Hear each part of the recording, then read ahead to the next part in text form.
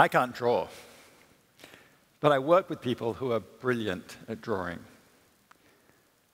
I noticed when I watched them that often what they do slowly. I couldn't draw slowly like that. It would draw way too much attention to me. I would feel bad, embarrassed. But they have confidence in themselves. So they take their time. And what they do is marvelous. Now, even though I cannot draw, I decided to join a design firm. And there I had to find the confidence to focus on what I could accomplish. Now, I've always loved innovation. I've loved to innovate. Not gee whiz innovation. I love to find small ways just to make things a little bit better. I like to find little ways to make people's lives just a little bit easier. It's not rocket science, but it's what I do. And today, what I want to share with you is one way to innovate. And I want to share with you one innovation story, an early innovation story that was important to me. So what's the first thing you need to do if you want to innovate? You need to have a goal. You need to be passionate about something. You'll notice that most innovators are serially obsessed with the strangest things. In 1994, my friend Craig Winnett asked me to get passionate about floor cleaning. Now, I had never spent much time thinking about floors. But for the next 6 months of my life, floor cleaning was the most important thing in my life.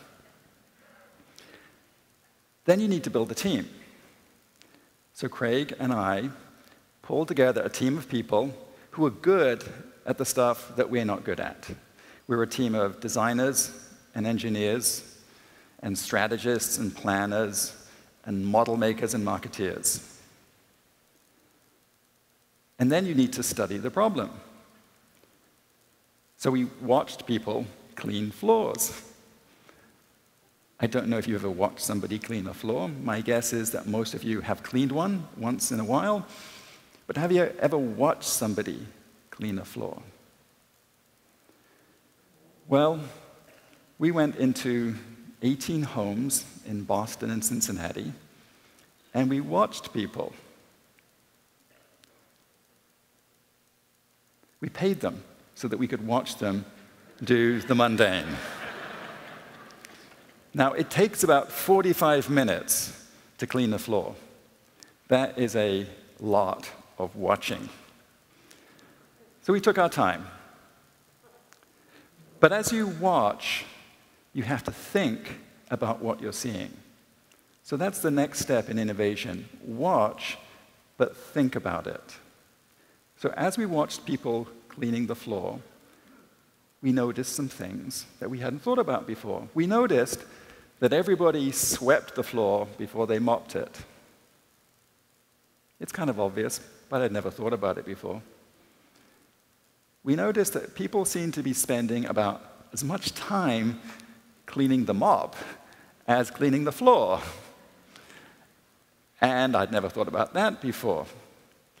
We looked a little closer and we realized that mops clean by adhesion. The dirt sticks to the mop.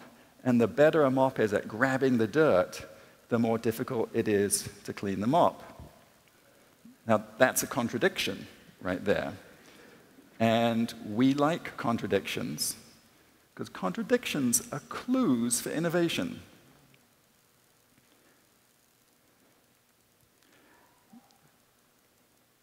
We also noticed that people seem to be wearing old clothes when they were cleaning the floor. Now, these clothes were not fashionable even in 1994. So we wondered why that was. So there's the problem.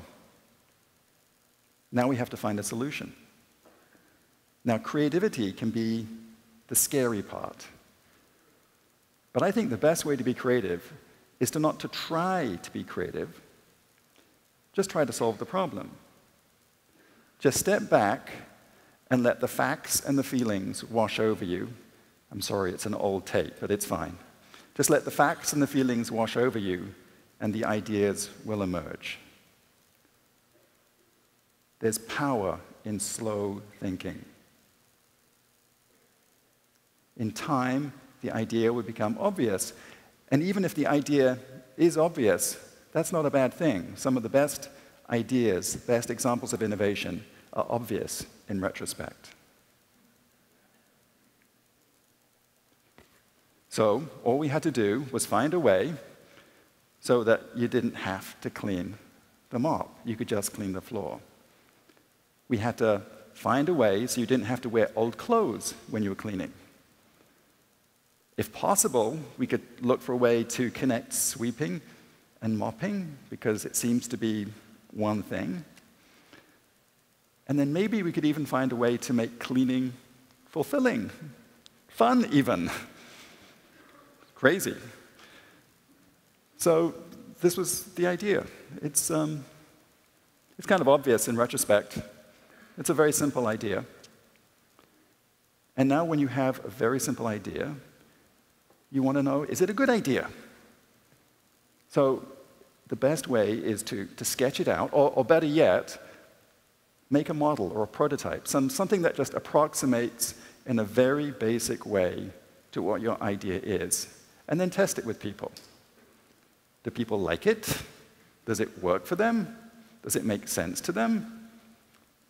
Find out what doesn't work and fix it.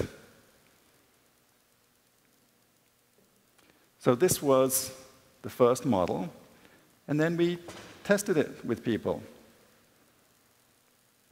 And it worked pretty well. And by the way, this is the very first Swiffer. And people liked it. Once people had used it, they said, "This is cool. I want one of these. Where do I get it?" So finally, and perhaps this is the most difficult part in any innovation challenge, how do you persuade other people to make it real? Because it takes a lot of people to make any idea real. Now, at this point, numbers help, because decision makers like numbers. But just an experience like that video I showed you also helps, because decision makers are people. Or a simple business model. Something like that can also help people to appreciate what an idea could be and help them to see what that future would be. That's a good business experience. So we're done. It took us about 6 months to come up with an idea. It took a lot longer to take that idea and make it real. But it was worth it. And in some small way, we made some people's lives just that little bit better.